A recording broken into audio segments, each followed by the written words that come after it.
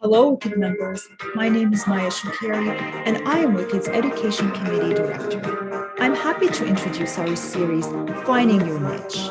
In this series, we will interview female criminal defense lawyers who practice in a specific area within criminal law.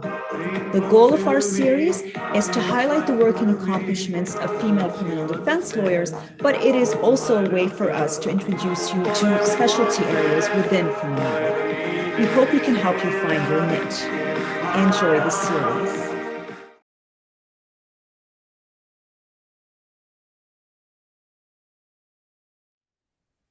Hello, Amanda Ross. How are you? Hi, I'm good. How are you today? I'm actually very happy to see you. I know we work together on WiCCD and even the CLA. So I know you not just through criminal law, but through all these other activities or volunteer work that we do within criminal law. So I'm very happy to have you as my guest today for Finding Your Niche. Well, thank you for And having me. And yeah, I know you as the hardest working member, probably aside from Anita of WiCCD. So I'm just honored that you're having me on today. I don't think anyone can beat Anita, but but thank you. So Amanda, um, let's start with the question that I always start these interviews with, and it's maybe if you can introduce yourself to our audience, tell us who you are, where is your firm based, and what do you do in your firm? Absolutely. So my name is Amanda Ross, and I'm a criminal defense lawyer. I was called in 2013, and I'm a partner at Cooper Sandler, Shime Schwartzentruber. So our firm name recently changed because Scott Bergman from our firm was recently appointed to the Ontario Court of Congratulations. Justice bench. So congratulations to Scott. It was our loss and the bench's gain. So I've been a partner there since about April of this year. So that, or I guess, yeah, that's right. So just a 2022, recent you mean? partner. That's right. Yeah. So yeah, sorry, 2022. And so that's been kind of developing over the last little while. So that's been kind of a nice transition for me. And I've been at Cooper Sandler for my whole career. So I articled there. I started as an associate. Now I'm a partner. And my practice is all criminal defense. I guess that's not entirely accurate. Criminal defense, some professional regulatory at the trial and appellate levels. I do a lot of complainant representation and witness representation. And over the last couple of years, I've moved into a lot of kind of systemic work, systemic investigations and public reviews, inquiries, that type of thing. So everything within the criminal, professional, regulatory, kind of constitutional realm. And quasi-criminal. So I That's guess. right. Okay, very nice.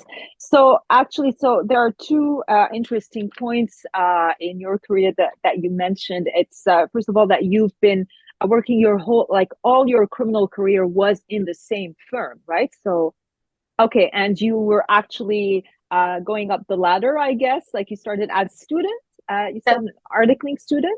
That's right. So I Okay. actually summered at Hicks Adams. I guess at the time it was Hicks Block Adams. So as a first year summer student, or sorry, I know it would have been second year. So as a second year summer student, I summered there and Mhm. then moved over to Cooper Sandler for articling. And then I basically just refused to leave and kind of latched on and then just slowly made my way up the ladder there. So I've been lucky. I know not a lot of people spend their whole career at the same firm. And so I've been lucky to Right. stay there. Nice. So you've been kind of trained by the firm, right? Like, Oh, 100%. Yeah. So most of my work has been with Mark Sandler over the years. I've been his junior for the last, 10 years or so. And so I like to think that I'm kind of trying to come up in his image. He's a fabulous mentor and yeah, and Jonathan and Scott and all the other lawyers there. But yeah, it's all I know.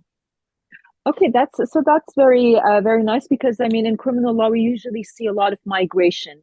People go from one firm to another and then they just branch out on their own. So you're now a partner in that firm, so you're probably going to stay there for a long time. That's the plan. And so I mean, just tell us so what's the atmosphere of the firm?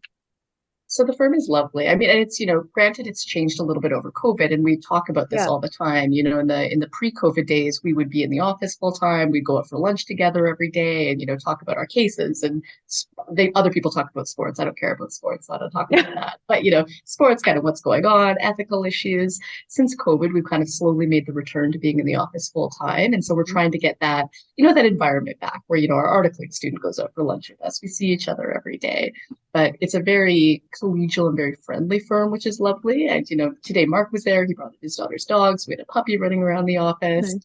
So it's a really sweet environment. Okay, that's very nice. And how big is the firm, Amanda? So it's a small firm. There's four partners right now and two associates and our articling student.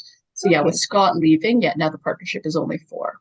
I mean, in criminal law, firms are not really like in like the big civil firms, civil litigation, right? Like, I mean, we do have a few Mhm. bigger firms, especially in Toronto, more than in other places in Ontario. But I mean, that's a decent sized firm for Yeah, criminal.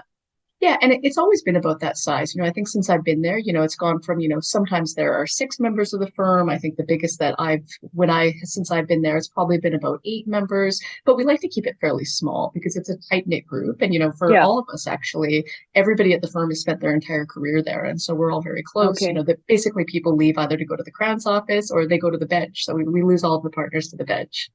Right. But is that a requirement in the firm that someone who will stay or become a partner has to be trained by the firm or? No, it's just kind of how it's worked out. And so the way that our associates typically come up is through the articling student process. I think Okay. Scott actually he was a Bay Street lawyer. He articled on Bay Street and then came over Oh, as an associate. And I think he was one of the only members of the firm that joined, not being an articling student. So we've just had, luck with articling students. It's a good fit. And there's enough work at the firm and they stay on. So it's never been a requirement, but it's just kind of been the way that it works because the okay. the fit for us is the most important thing. So you want to get to know people. So there is hope. Like, let's say in the future, if someone, wants to apply and they become an associate, they can still, like be part of the firm. They don't have to train from. Absolutely. No, I'm always looking for, brilliant associates, especially, brilliant young female associates. And so So it's if important to anyone us, is listening, like, exactly, call me. yeah, Yeah, so the partnership is now 50% female, so we're very proud of that. So that's nice. Megan Schwartzentruber just became a named partner. So her name's on the door now. And so the firm is good for that. We want to promote women, everybody there's a feminist. And my drive is, I'm hiring women. I want women to come in.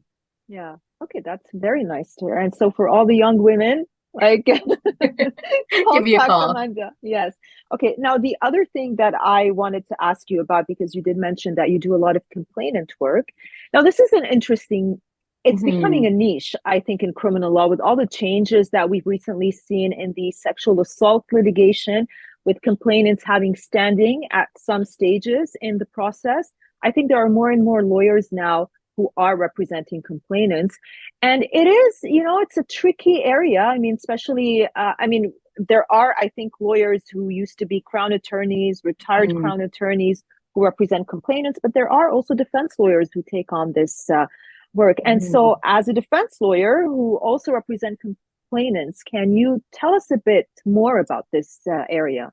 Yeah, absolutely. I now do quite a bit of this work. So I do a lot of the court appointed placements, for the 276 and Yeah. 278 applications. And for, the people who don't know, those are, third party records applications and then cross examination on prior sexual history or prior sexual Mhm. conduct.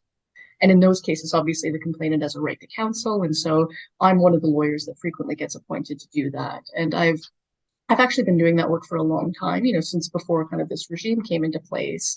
And I've always worn throughout my career kind of two hats. And so since I was maybe as an articling student, a little bit past that, I've done a lot of volunteer work, with the Barbara Schleifer Clinic, the Toronto Rape Crisis Center, and kind of in my, previous life before I became a lawyer, I just did a lot of work with sex assault victims. And so that's something that has always been kind of a passion of mine and an interest of mine. And so I started, I would do training sessions at the Toronto Rape Crisis Center, training the counselors on how to, direct people to lawyers, to find resources, to talk about, the sex assault in the context of the criminal justice system and what it looks like. I started teaching at the Toronto Police College and their sex assault investigator course, basically saying, from the defense perspective, these are the things that the defense looks for, and this is how you can do a better job in the investigations. And so I've done kind of work on both sides for a long time. And just as, kind of my career has developed and I've, you get a little bit more freedom in terms of the types of cases you take on and you start to develop your little niche a little bit more. I find that I do it quite a bit. So at any given time, I've always got a handful of kind of complainant centric cases going on. And I do those at the same time as I'm doing all the accused side work. But I think there can be a tension, when I lecture at the police college, they'll always ask me, Mhm. the cocktail party question for criminal lawyers, right? How do you sleep at night? You represent, these dirtbags and these accused, these people who do these terrible things. And at the same time, you represent the victims too. And I always tell people, I'm a lawyer, I'm not an advocate for the crime. I represent the person, and whether that person is a victim of crime or an accused, I want to make sure that they're treated fairly and compassionately, and that, they're treated respectfully. And I see a huge part of my job, especially when I'm dealing with complainants in crimes like this, and especially sexual integrity crimes, is just making sure that they feel respected and they feel heard, because that's, going through the court system scary for everybody. And I think when you're armed with knowledge, it gives you peace of mind. And so I see my role as kind of evening the playing field a little bit there. And it also, sorry, I'm talking for a long time, but it also just makes you a better lawyer. I've realized, I was talking to one of my colleagues at the firm who also does a lot of the complainant work now. And we've realized that, between the two of us, we've probably written, 100 factums on 276, 278. And you from see both every sides. issue. Yeah, from both sides, right? Because you get these factums from, excellent defense counsel who are on for the accused, and you have to think, as the complainant's counsel, how do I counter this argument? And so you have to be novel, you have to be ready to pivot, and you're just thinking about these issues in a really in-depth way to pick it apart. And so now when I'm on the accused side and I write a factum, all of a sudden you're used to thinking about it as the Crown would think about it, or the complainant would think about it. And I think it just makes you better. That's true. And that's a really good point. Like, that's maybe the advantage of trying both sides, because it really gets you to think about all the issues that might come up. So it's definitely a good exercise, but it is not easy, like, especially if you come from a background of doing defense, going to the other side. I mean, you're probably now at a point, because you've been doing this for a while now, like, where you feel comfortable representing both sides. But maybe if you can just tell us, at the beginning, when you were still more of a defense lawyer and just new to this area, maybe explain, like, how did you get into, like, how was that transition to start, representing complainants? So I've never felt the ideological divide that I think some members of the bar have felt, where you should either be a defense lawyer, and so you represent only the accused, or you're a complainant lawyer. And so I don't consider it any kind of, betrayal of the ideologies of the defense bar, my commitment to defense work. At the same time, I consider myself a feminist and a women's advocate. And, I've been asked this too, how do you represent people charged with sex assault when you're a woman? And, most of the victims of sex assault that, that you either represent, or, for the accused or the victims, are all women. And I think, you have to be able to separate out those two things. So ideologically, I don't see that as a conflict. Practically speaking, it can be hard. You're not entitled to disclosure, obviously, as complainants counsel in the same way. Yeah. So there are often landmines, because, you wind up getting a tiny snippet of whatever the case is about. And so you always feel a little bit behind the eight ball, because I'm used to having full disclosure, I'm used to having all these rights, and you don't have any of that. And you're also, dealing with somebody who is, recounting a trauma, right? And so we're used to vicarious trauma from our accused clients, but when you're dealing with somebody who's the victim of a sex assault, you're calling them up as this stranger who's been appointed by the court and asking them to tell you in very short order, because these things are often done on a really tight timeline, probably the worst thing that's ever happened to them. And let me ask you all these pressing questions about it, and also try to explain to you this, pretty intricate legal argument about why this is being made, this argument's being made in the first place. So emotionally, that can be kind of challenging.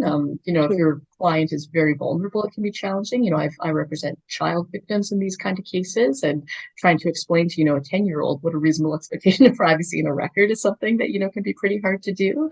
Yeah. So that's difficult. And then, also understanding things from the defense bar. I've seen some of these applications where, I read the defense application, I read the Crown factum, and I think, I'm not sure what the Crown's doing here, because I think this is completely reasonable. I'm just going to consent to it because these questions are relevant, they're valid, they're not going towards the twin myths, or these records are clearly disclosed or undisclosable. So actually, this is, sorry, but this is an interesting point, because I've seen this, in my practice, where sometimes, I mean, I don't know if you've noticed that as well, but sometimes it feels like the Crowns will make decisions where that don't necessarily align with what the complainants actually want, right? So And that's frustrating because sometimes we as defense lawyers, we feel that the Crown sometimes is just making decisions that don't necessarily, and I understand the Crown doesn't represent the complainant, but I mean, maybe if you can just tell us a bit more about this situation. Yeah. For sure. And these tend to be kind of idiosyncratic and an element, when you're defense counsel kind of looking at these, a portion of it to understand too is oftentimes complainants counsel comes in really late in the day. And this is not necessarily, the Crown's fault, but it can be a situation where, this has been kind of percolating in the background for a while. Nobody realizes that, the Crown's office hasn't picked up the phone or victim witness hasn't picked up the phone until, I get this call saying, Amanda, we've got this application. It's a week and a half away. Can you step in? And so, all of a sudden you're looking at, 1,500 pages of CAS records and trying to contact a complainant and trying to put together a response and review the defense material. And then, kind of chat with the Crown and find out what's the Crown's response, because that's informative. So a lot of the time we feel a little bit behind the eight ball on things. And so I like to have conversations very early with defense counsel and the Crown and say, okay, what are the actual issues here? What do you care about? What do you want? Why? Because if it's something that we can come to a concession on, let's do that, right? If we don't have to litigate all these issues. And I've negotiated a ton of these cases where, when we get into court, we just say to the judge, we've worked it all out. Here's a list of the questions we want. Here's a list of the documents. Everybody agrees. Obviously the judge still has to make a determination, but it eases it along. And with dealing with Crown attorneys, their positions are very legal, right? It's about relevance. It's about, does it meet the actual threshold of these tests? Whereas with complainants, there's a little bit of a more difficult piece in there because you can have a complainant who is, very reasonable. They understand why these questions want to be asked. And they can say to you, I don't care if they ask me that question, right? Yeah. Like, let the Crown talk about legal relevance. If you want to ask me, why did I send you this sexy text on this day? I'll just tell you, like, I'm not embarrassed about it. I don't care. So for them, it's often not an issue of legal relevance. It's, do I find this embarrassing? Do I find this personal? Do I find it hurtful? And the other difficulty in there it can be sometimes you have a really difficult complainant client, where you say, look, the defense is asking for this. It's incredibly reasonable. They will get it. But they're saying to you, no, tell the judge, I don't want to disclose this, right? You think, look, I can make the pitch. My pitch might be, you just don't want to disclose it. That's not a legal argument, right? So it could be in the same way dealing with some of our, accused clients can be difficult. There's the whole gamut of complaining clients too. Yeah. Well, but I think that when you have a more difficult complainant, they tend to align with what the Crown is looking for. Yeah. The position tends to be, no disclosure, no questions. And I tend to tell my complainant clients, it's also an advocacy exercise, right? Because the 276 and the 278 is a really interesting opportunity for the defense because, through your material, you get to give the judge an advanced sense of the defense. And so, which I think can be very powerful. So when I'm drafting these applications from the accused perspective, you get to put a very strong foot forward through your materials, through your affidavit, through your factum, where you set out, no, this is what actually happened. And you don't really have that opportunity in a criminal trial conventionally, to get the full defense theory out there for the judge. So when they're hearing evidence and they're looking at this material, they're also thinking, well, the defense is saying that a much different story is going on. So that's powerful. Yeah. From the complainant's perspective, I also tell people, it never hurts to show the judge that you're making reasonable concessions and you're not afraid of the evidence. And so, if I can stand up and say, I take my friend's position, the Crown's position, that this doesn't meet the test for, relevancy or what have you, or, addresses this, et cetera, and that's the legal position. And I appreciate that. But my client doesn't care. And so, if you ask her, did you send that text message? She'll say no. So go ahead and ask her, right? It can be a little opportunity too for the complainant to have that kind of pre-trial input that you virtually don't get in any other situation. Mm-hmm. Right. And Amanda, I wanted to ask you, how did you start developing this area of practice or niche? So a lot of my referrals have at the beginning, they would come from the Barbara Schleifer Clinic or the Toronto Rape Crisis Center. And for those who don't really know about these, the clinic and the center, if you can just maybe tell us a bit more about. Yeah, for sure. So there are two wonderful organizations in Toronto that deal with, the Barbara Schleifer Clinic has a broader mandate. They deal with a lot of victims of domestic violence. They deal with victims of sex assault. The Toronto Rape Crisis Center is, primarily on sex assault. And, they deal with, women, they deal with men, and they tend to be resource centers and support centers, putting people in contact with counseling, for example, Barbara Schleifer Clinic, assisted housing. And so they're just great resources for people who have experienced, trauma in that vein. And so I've done work with both of them, pro bono work and just volunteering, educational work with them, kind of putting on seminars and such. And so I started getting calls from them where they would say, look, this woman or this man has come in, they want to go to the police and make a sex assault complaint, but they don't know what's going to happen. If it's, their husband, does the husband get thrown out of the house? Do they get arrested? Would they go to jail? I've also done a lot of that with the HIV legal or the HIV and AIDS legal aid. And so, for example, if the victim is HIV positive and they've been sexually assaulted, do they have an obligation to disclose the fact that they're HIV positive? So, giving legal advice in those kind of circumstances. And then once you're involved with somebody, if the person does get charged, you often kind of carry along in that case because the Crown attorney can know that you're working with them, and then that becomes, just kind of a natural conduit into dealing with the legal. Increasingly, I get referrals just from Crown attorneys' offices and victim witness offices. And so because there aren't a ton of lawyers who do this, I got a call from the Crown's office, out in Gorbet the other day where they say, look, we don't have any local counsel who does this. Another Crown's office recommended you. Would you be willing to take this on? So a lot of it is just kind of word of mouth and developing those relationships, right? Where, if they know you like the work and you talk about doing the work, it's just like any other type of referral. Most of it is coming from other counsel and the Crown's offices. Yeah.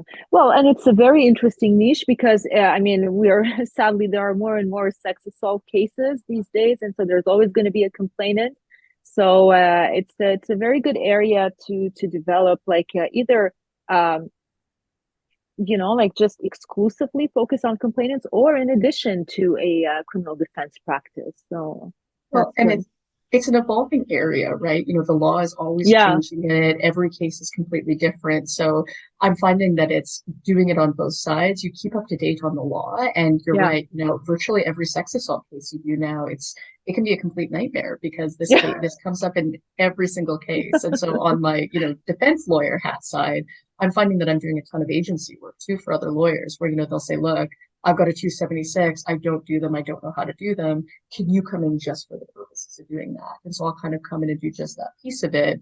And it's a perfect retainer, right? You go in, you make an interesting legal argument, and then you leave and they run the trial. So you have no stress. You don't have to worry about anything else. So you're kind of a hired gun in a limited capacity, which is nice. Yeah. But no, it's definitely interesting. Do I think, have we gone probably a smidge too far needing all these applications? Probably. I get it, but it's making the trial process pretty unwieldy, I think, for everybody. Yeah. No, they are. I mean, it's becoming intense and they're becoming more and more complex now. Oh. Yeah, and our poor clients, right? It's a lot of money, it's a lot of time, it's a lot of stress, and you have to try to explain to people, it's going to take, another 3 days of court time, so I can ask if I can, use this text message in court, right? It's hard for people. Yeah. Yeah, no, it's true. And it's sad because usually, we can use this type of evidence in any other trial, but in a sex assault trial, we have to ask for permission to use them. So it is, I still can't get used to it, to be honest. It still feels weird. It still feels weird. And, I think I'm hoping that we'll get, some more appellate guidance on a few issues. One that I think is going to become pressing is this issue as to, do you need a Section 276 application to be asking about, sexual conduct that happens slightly earlier on in the evening, right? If a sex assault takes place in a bedroom at one time, can you ask about, the kiss that took place, down the hall 10 minutes earlier? Or, is that part of the same transaction? Is it part of the, and that's something that there's still a lot of discrepancy about. The Alberta Court of Appeal has addressed it.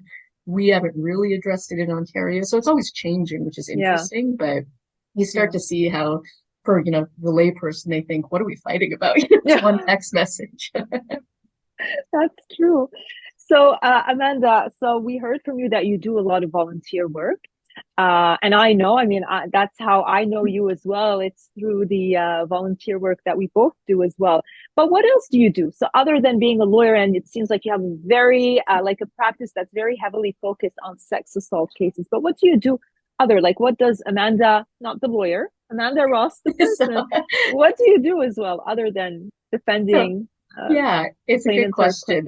my husband is sitting over here and he always laughs at me because he calls me a compulsive volunteer. I love joining things. So I do, in my, legal capacity, but not as a lawyer. I do WiCCD. I'm on the executive of the OBA. I'm on the diversity committee of the CLA. I'm on the North American white collar crime, organization for women. And then in kind of my fun time, I have a dog. I got a COVID puppy. So I've got a little, a miniature poodle named Brownie who I spend a lot of time with. I do yoga. I like running. I play a lot of chess. And so I do a lot of online chess. So that's kind of something that if I'm on my computer during the day, somebody walks in and I'm, not working, I'm playing chess during the day. So I like that a lot. And yeah, and seeing friends when I can, all those things. I'm going to take a pottery class. So that's something that I'm signing up for. So I'm trying to kind of build, hobbies back into life again after, since COVID, it's been slow getting that going and, getting used to just being out of the house a little bit more after being inside 24/7. Yes. Yeah. And do you how do you balance that with your career as a lawyer? Because I mean, as you know, like criminal defense is really very time consuming. It's just like your whole life becomes, like work. So how do you do that? How do you manage to find time to do yoga, for example, or other things, chess? I mean, I guess the short answer is not well. So I've never been terribly good at, finding work-life balance. And actually, and part of the reason, I had to push back our interview today because I just went and did my first therapy session today. So I've decided to start seeing a therapist to talk about, how do I work, leisure activities back into my life? How do you kind of separate your identity from just being, a lawyer for a decade, right? 24/7, yeah. It's 24/7. And, I remember when I was, at the very beginning of my career as an associate, one of the partners of the firm said to me, being a lawyer is a great thing and being passionate about the law is a great thing, but it's kind of like sharpening a blade. You get very, very sharp, but it also narrows you. And so I've realized, the last decade of this career that I love it. I'm passionate about the work, but I also want to have an identity that's not just being a lawyer. And so I'm trying to find, coping mechanisms to deal with that. You don't have to work 24/7. You can delegate work. You're allowed to have outside interests. You don't have to tie your life to your productivity. And I think for me and probably for a lot of other people, COVID was a pretty big eye opener for that, right? Yes. Your work slowed down all of a sudden and you had time to kind of focus on other things and realize, that there's more in life, right? Than just criminal law. Exactly. There's more to life than the billable hours. And we weren't, like maybe as essential because I mean the courts were closed for a pretty long time. Yeah. Yeah. And so you think, if I'm not a lawyer 24/7, what else am I? And you're a friend, you do yoga, you do chess, you do Pilates. I'm going to a Pilates class on the weekend for the first time in a long time. So that's nice. Yeah, and I took up painting over COVID. So, actually that painting right there is a painting that I did. So, so I do have some hobbies, so that's good. I made that on lampshade myself, so I've been doing lots of crafting. Well, that's very nice. And so you said that you recently started attending therapy sessions? Yeah. And it's been wonderful. I recommend it to all my clients, and I never took my own medicine, and it's great. It's just I recommend it to everybody. Take the time to do it. It's wonderful. And it's like therapy, how often do you go? Yeah, so once a week, and she's a registered social worker, and so it's just a nice opportunity to kind of have an objective outside view of your life, right? Because you realize that you spend so much time talking to clients and giving advice to clients and hearing about other people's their trauma and stress and exactly right. Nobody calls a criminal lawyer because they're having a good day, right? And so even in the minor situations, you're still dealing with somebody going through a pretty hard time, right? And so having somebody who's not your poor family or best friend or husband to kind of download that onto is a huge relief, and you get some insight that you wouldn't otherwise have. Okay, yeah, and so do you think that it helps you in your career as a lawyer? Like, is this beneficial? 100%. Because you realize, we take it upon ourselves to be problem solvers, right? And, we take it upon ourselves to say, okay, this is your problem, do A, B, C, D, and this is how you'll solve it. And so giving somebody else the reins sometimes, it's good for your mental health. Like, it feels good to say, okay, there's not an immediate answer to this. this is not a catastrophe, but I'm pretty stressed out right now. And what are ways that I can take care of myself so I'm a better friend and a partner and a lawyer? It's just I think it's a holistic approach to your life. It's nice. And it's nice also to have the perspective of someone from the outside who's just looking at Exactly. your life and telling you, okay, well, like maybe you should see your life from this angle. Exactly, right. It's, that perspective that you get. We spend so much time looking at other people's lives, Yes, and so it's really easy to not spend that time looking at yourself. that's And I true. also think it's just, and it's important to talk about, it's important to talk to other people about what's going on, to kind of give yourself permission to open up and to be vulnerable, because I think especially as women in this career, you kind of find yourself taking on this persona of being, a problem solver and being strong and of being, competent and in control at all times. And it's easy to forget that you don't have to be like that in order to be a strong, competent, good person and a good lawyer. Well, and actually, so it's an interesting point that you're raising now, because I wanted to ask you, Amanda. I mean, like, you're probably one of the few criminal defense lawyers that I know who, like, you're a very skilled and very good lawyer, and yet you're still very nice and very approachable. Because I mean, we tend to see, like, this profession, Yeah. it makes you become a bit tough. I mean, I don't know whether it's intentional or not, but not everyone is that approachable, but you're very approachable. And I know that because I've had I'm talking to you now, but I've also talked to you outside of like a more professional setting. And so it's very hard to find someone who's very nice, very likable, very friendly. And so how were you able to maintain that aspect? Because I just find criminal law, sometimes it crushes you. It forces you to develop a kind of persona, like you were saying. You have to develop an image in front of the courts and your clients, but but you're still, I feel like you're very Amanda, you're very authentic. And so how do you maintain and keep that authenticity? Oh, that's a good question. Thank you. And I was going to say, I've tricked you. I'm not actually like this at all. This is just, a face I've been putting on for a You're decade. mean and Yeah, an angry person. I don't think so, but but part of it, and I guess I separate, dealings with clients and dealings, with other lawyers and crown attorneys and the judges. And, with clients, my approach to dealing with people has always been, if as long as it's not an emergency, I think, before I pick up the phone or draft that email, if I'm too tired to be kind to someone, I'm too tired to take the call. And so sometimes, yeah, you're at the end of your rope emotionally, where you think, if I talk to this client today, I'm not going to be nice to them because I'm tired, I'm stressed out, I've been in court all day, I'm frustrated. And so when I can, I kind of impose those boundaries. I think I'll speak to them when I'm in a better frame of mind, because they're going through a hard time. Everybody's fighting a harder battle. They don't need me on the other end of the line to clearly be, either in a bad mood or short-tempered or whatever. So I try to impose that when I can. And then on the other side of things, part of it is that I don't think I have a very threatening demeanor.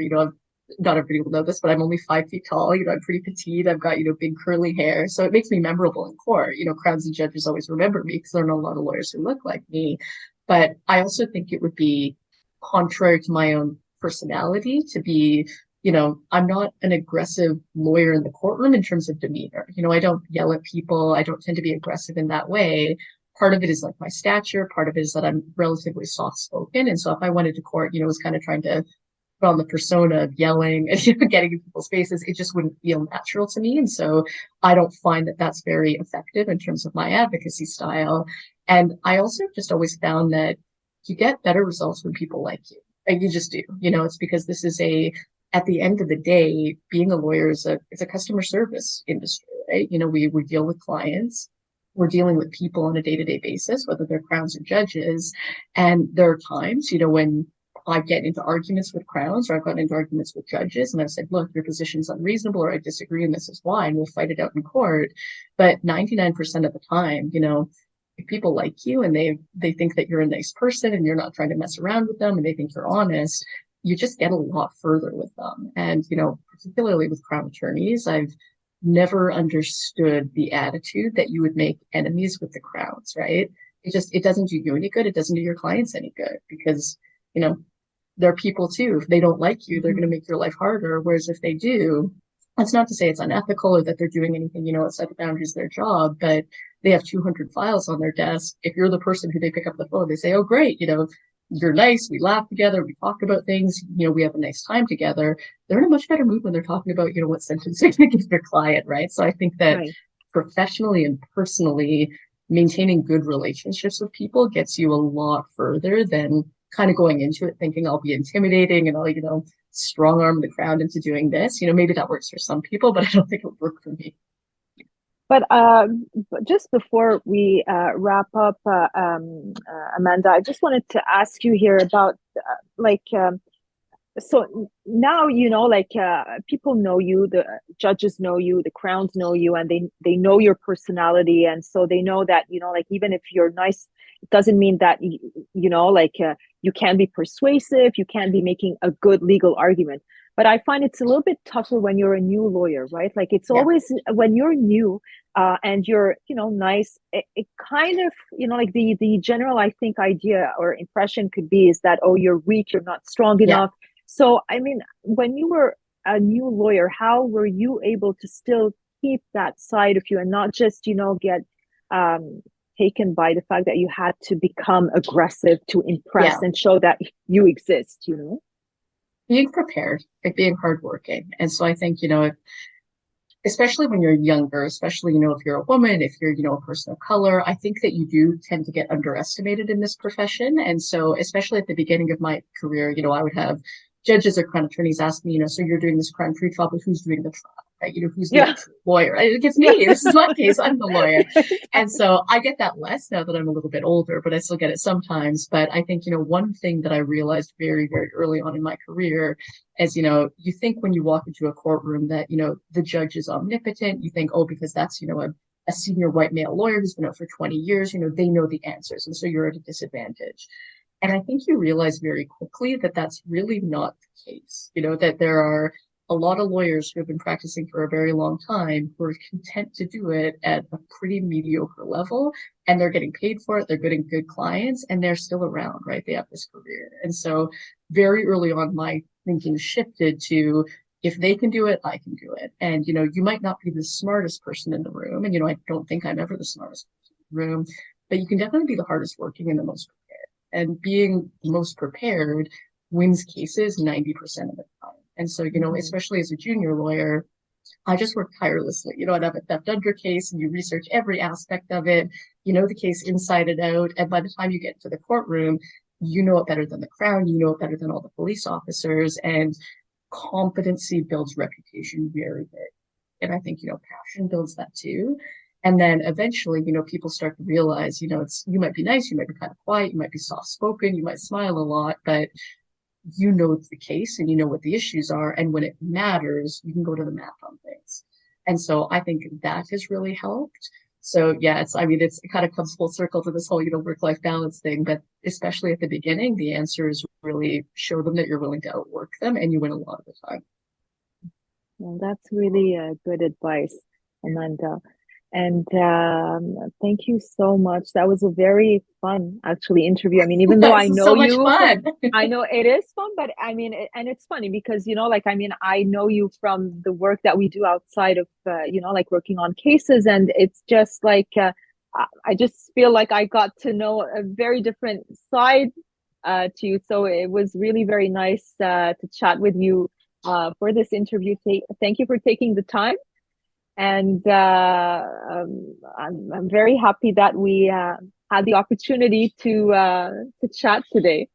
Me too. Well, thank you for having me. And I love this series. And so for people who haven't listened or watched all of them, I recommend you do because they're all great.